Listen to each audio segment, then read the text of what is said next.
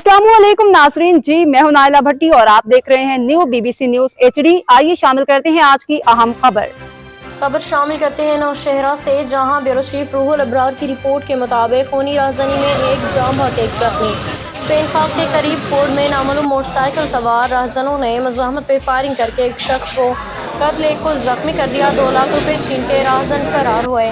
अब्दुर्रज़ाक बल्दीदार गोलो गुंचा गुल साकनान खैबर एजेंसी हाल तरकमन camp Spain खाक घर जा रहे थे कि रास्ते में मसल्ह राहजनों ने रुका और मज़ाहमत पे फायरिंग शुरू की, जिससे अब्दुर्रज़ाक मौका पे जाम भाग गुंचा गुल जख्मी। लाश जख्मी को मियाँ राशिद हुसैन शहीद मेमोरियल अस्पताल पे भी मुंतकिल किया।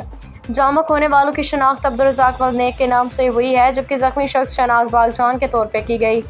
वाक़े के बाद इलाके में शदीद खौफ और हिरास। 112 की टीम मौका पे पहुंच गई। वाक़े के हवाले से SHO थाना हनीफ खान से राब्ते की मुतअद्दिद कोशिशें, ताहाल राब्ता न हो सका। अवामी हलकों ने बढ़ती वारदातों पर शदीद तशवीश, इंतजामिया पुलिस हुकाम से मुतालबा कि ईद से कबल मुअस्सर सिक्योरिटी इक़दाम किए जाएँ। आवाम की जान माल का तहफ़्फ़ुज़ रियासत की अवलीन जिम्मेदारी है। ऐसे वाक़यात कानून नाफिज करने वाले इदारों की कारकर्दगी पे सवालिया निशान है।